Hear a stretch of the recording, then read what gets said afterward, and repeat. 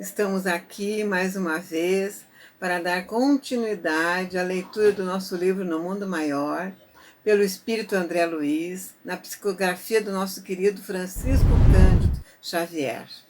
Eu quero agradecer, antes de tudo, por estarem acompanhando, terem assistido todos os nossos programas, mas continue divulgando.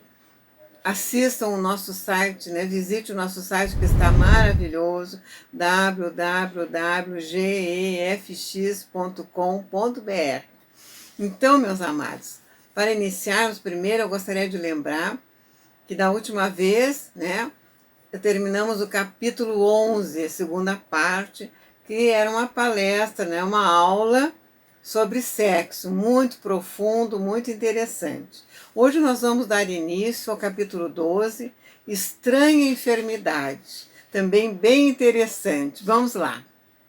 Acompanhando o abnegado irmão dos sofredores, penetrei confortável residência, onde Calderaro me conduziu incontinente à presença de um nobre cavaleiro em repouso. Achamo-nos em elegante aposento, decorado em ouro velho, magnífico tapete completava a graça ambiente, exibindo caprichosos arabescos em harmonia com os desenhos do teto. Olha que lindo, né? Estirado num divã, o enfermo que visitávamos engolfava-se em profunda meditação. Ao lado, humilde entidade da nossa esfera com o que nos aguardava. Aproximou-se e cumprimentou-nos gentil. As fraternas interpelações do assistente respondeu solícita. Fabrício, vai melhorando. No entanto, continuam os fenômenos de angústia. Tem estado inquieto, aflito. O orientador lançou expressivo olhar ao doente e insistiu. Mantém ainda o autodomínio? Não se abandonou totalmente às impressões destrutivas? A interlocutora, revelando contentamento, informou: a divina misericórdia não tem faltado. O desequilíbrio integral, por enquanto, não erigiu seu império.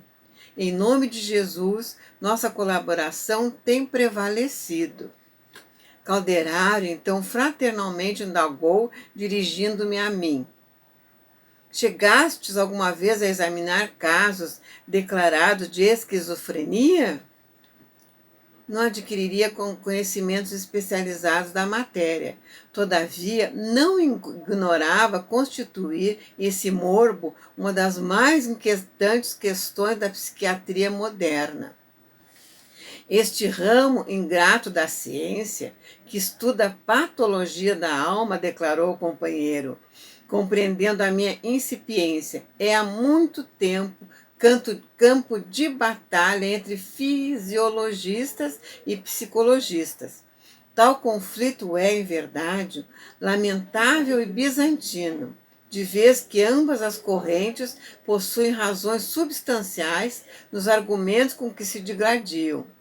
Somos, contudo, forçados a reconhecer que a psicologia ocupa a melhor posição por escalpelar o problema nas adjacências das causas profundas, ao passo que a fisiologia analisa os efeitos e procura remediá-los na superfície. Logo após, o assistente recomendou-me examinar a esfera mental do visitado. Auscultei-lhe o íntimo, ficando aterrado com as inquietudes que lhe povoavam o ser. O cérebro apresentava anomalias estranhas. Toda a face inferior mostrava as manchas sombrias. Os distúrbios da circulação do movimento e dos sentidos eram visíveis. Calderaro apresentava-me Fabrício, classificando-o como esquizofrênico. Mas não estaríamos ali perante um caso de neuracia cérebro-cardíaca? O instrutor ouviu-me pacientemente e observou. Diagnóstico exato no aspecto em que o nosso amigo se apresenta hoje. A esquizofrenia, contudo, originando-se de sutis perturbações do organismo perispirídico, traduz no vaso físico por surpreendente conjunto de moléstias variáveis e indeterminadas. No momento, temos aqui a doença de Crisambert, com todos os característicos especiais. Essa doença, ela ataca, como diz assim, ilusões, dá vertigens e também taquicardíacas. Olha só o que um sentimento, né, que vai chegando a um mal desse, um mal mental, né, provoca no organismo. É impressionante, né? Como a gente tem visto nesse livro esses exemplos, né? Que uma perturbação mental afeta tudo. Porque a mente é poderosa, ela que domina todo o nosso organismo, né? Então vejam só que interessante. Mas é isso aí, né? Vamos continuar. Mostrando grave expressão no semblante, acrescentou: repara, contudo, além dos efeitos mutáveis, analisa a mente o domínio das sensações. Lancei mais profundamente a sonda da minha observação sobre os quadros interiores do enfermo e percebi-lhe imagens torturantes na tela da memória. Ensimesmado, Fabrício não se dava conta do que ocorria no plano externo. Braços imóveis, olhos parados, mantinha-se distante das sugestões ambientes. No íntimo, todavia, a zona mental semelhava-se a fornalha ardente. A imaginação supercitada detinha-se a ouvir o passado. Recordava-lhe a figura de um velhinho agonizante. Escutava-lhe as palavras da última hora do corpo, a recomendar-lhe aos cuidados 3 jovens presentes, também ali, na paisagem de suas reminiscências. O moribundo devia ser o genitor, e os rapazes, irmãos. Conversavam entre si lagrimosos. De repente, modificaram-se-lhe as lembranças. O ancião e os jovens pareciam revoltados contra ele, acusando-o, nomeavam-no com descaridosas designações. O doente ouvia as vozes internas ansioso, amargurado, desejava desfazer-se do pretérito, pagaria pelo esquecimento qualquer preço, ansiava de fugir a si próprio, mas em vão. Sempre as mesmas recordações atrozes, vergastalhando-lhe a consciência. Olha só, o que ele traz na mente, a recordação deve ser de alguma coisa que ele fez, que agora ele não consegue tirar daquela memória dele, né? E aquilo ali fica, né? Todo o tempo, né? Na mente dele, ele pensando, trazendo à tona, né? E isso, né? E isso é que está ocasionando todo o mal dele, né? Verificava-lhe eu os estragos orgânicos, resultantes do uso intensivo de analgésicos. Aquele homem deveria estar duelando consigo mesmo desde muitos anos. Vejam só, né? É um duelo entre a gente com a gente mesmo quando acontece isso, né? Uma pessoa chega a ficar doente com o mal que está atingindo ele, né? Vamos continuar, que é bem interessante. Achava-me no exame da situação quando uma senhora idosa surgiu no aposento tentando chamá-lo à realidade. Vamos, Fabrício, não se alimenta hoje? O interpelado vagueou o olhar pela sala, esboçou uma resposta negativa sem palavras e deixou-se ficar na mesma posição. Inerte, né? A matrona insistiu afável, mas não conseguiu demovê-lo. E porque prosseguisse atenciosa buscando ministrar-lhe um caldo, o enfermo levantou-se de súbito, como se houvera repentinamente enlouquecido. Esbravejou expressões inconvenientes e ingratas, rubro de cólera. Repeliu o oferecimento, surpreendeu-me pela crise de nervos destrambelhados. Imagina só, né? Que ponto, né? O desequilíbrio que ele chegou de, inclusive, atacar a senhora, né? Que aqui diz a esposa regressou ao interior da casa, enxugando os olhos, enquanto o caldeirado me esclarecia comovido. Está no limiar da loucura e ainda não enveredou francamente pelo terreno da alienação mental, graças à dedicação da velha parenta desencarnada que o assiste vigilante. Com tudo isso, ele ainda tem, né, grandes mentores ali na volta, né, ajudando, né, como o Calderaro, como André Luiz, que chegaram, né. Logo após, o assistente o submeteu a operações magnéticas de reconforto, vigorando-lhe a resistência. Imagina, né, meus irmãos, quando as pessoas têm esses destrambelhos, até um menos grave, né? Quando a pessoa fica fora de si por mágoa, por cólera, por qualquer coisa, eles também estão ali, né, nos amparando. E a gente às vezes nem reconhece esse amor tão grande da espiritualidade. Se acontece para uma pessoa, né, que está assim nesse desvario, imagina nós, né, como somos agraciados com a espiritualidade maior, né? Mas vamos continuar que está bem interessante. Ante o neurastênico, mais calmo agora, narrou com serenidade. Nosso irmão enfermo teve a infelicidade de apropriar-se indebitamente de grande herança. Tá aí, ó. Depois de haver prometido ao genitor moribundo velar pelos irmãos mais novos, na presença desses, ao se sentir, porém, senhor da situação, desamparou os humanos e expulsou-os do lar, valendo-se de rábulas bem renumerados, desde que, sem escrúpulo, vive de inquinar os textos legais. Por mais enérgicos e convincentes as reclamações arrazoadas, por mais comovedoras os apelos à amizade fraterna, manteve-se ele em glamourosa surdez, arrojando os irmãos à penúria e a dificuldades de toda sorte.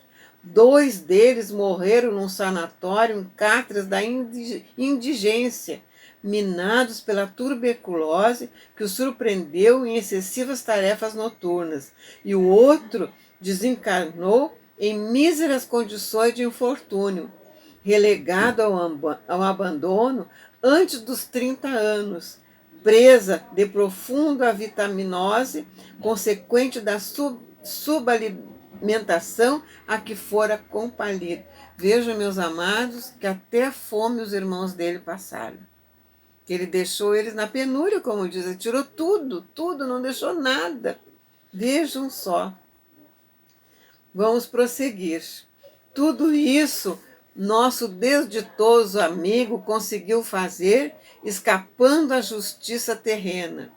Entretanto, não pôde eliminar dos escaninhos da consciência os requisitos do mal praticado. Os remanescentes do crime são guardados em sua organização mental como carvões em paisagem denegrida, após incêndio devorador. E esses carvões convertem-se em brasas vivas, sempre que excitados pelo sopro das recordações. O mau filho e perverso irmão, enquanto senhor dos patrimônios de resistência que a virilidade do corpo lhe permitia, lograva fugir de si mesmo sem grandes dificuldades. O dinheiro fácil, a saúde sólida, os divertimentos e prazeres desempenhavam para ele a função de pesadas cortinas entre o personalismo arrogante e a realidade viva. Todavia, o tempo cansou-lhe o aparelho fisiológico e consumiu-lhe a maioria das ilusões. Pouco a pouco encontrou-se com si mesmo na viagem de volta ao próprio eu. Viu-se, porém, a sós com as lembranças de que não conseguira escoimar-se. Debalde intentou descobrir o bom ânimo e o bem-estar. Esses se lhe ocultavam, impossível era concentrar-se no próprio ser sem ouvir o pai e os irmãos, acusando-o, exprobrando-lhe a vileza. A mente atormentada não achava refúgio consolador. Se rememorava o pretérito, este lhe exigia reparação. Se buscava o presente, não obtinha tranquilidade para se manter no trabalho sadio. E quando tentava erguer-se a plano superior, desejoso de orar ao Altíssimo, era surpreendido, ainda aí, por dolorosas advertências, no sentido de inadiável correção da falta cometida. Nesse estado espiritual, interessou-se tardiamente pelo destino dos irmãos. As informações colhidas não lhe deixavam margem ao pagamento imediato. Haviam todos partindo, precedendo na grande jornada do túmulo. Desde então, verificando a impraticabilidade da rápida retificação do tortuoso destino, o infeliz fixou-se nas zonas baixas do ser, perdeu as ambições nobres e os ideais sadios, passou a ignorar os recursos da esperança, as vantagens materiais, ao invés de confortá-lo, infundiam-lhe agora pavoroso tédio e indizível desgosto, engrasado a máquina das responsabilidades financeiras, criadas por ele mesmo, sem o espírito de possuir para dar em nome do bem universal. Não lhe foi possível esquivar-se às imposições da vida social, na qualidade de homem de alto comércio, até que baqueou em supremo torpor, sentindo-se incriminado no tribunal da própria consciência. Começou a haver perseguidores em toda parte. Adquiriu assim fobias lamentáveis. Para ele, todos os pratos estão envenenados. Desconfia de quase todos os familiares e não tolera as antigas relações. O excesso de recursos materiais fê-lo descrente da amizade sincera. Conferiu-lhe noções de privilégio que nunca mereceu. Acentuou-lhe a independência destrutiva. Extinguiu-lhe no coração a bendita luz do verbo servir. Como vemos, sua situação é absolutamente desfavorável ao necessário reerguimento. A condição a que se impôs pelos desejos menos nobres que sempre nutriu é de apatia e de esterilidade. Vejam só, aquilo ficou tão forte nele agora que ele desconfia de tudo, né? Aquele ato que ele fez para a família, né? Não honrou o que o pai solicitou, né? Não cumpriu a dividir a herança que cabia aos irmãos, e ele fez uma traição, e agora está marcado nele que ele não confia mais em ninguém. Até a comida ele acha que estão dando envenenado para ele, né? Mas é isso aí. Nós encerramos agora, meus queridos, essa primeira parte do capítulo 12. Continue acessando os nossos canais, né? Muito obrigada. Agradeço de coração aberto por esses momentos de troca. E até a próxima. Que Deus continue nos amparando e nos abençoe. Um grande abraço, meus amigos. Que assim seja.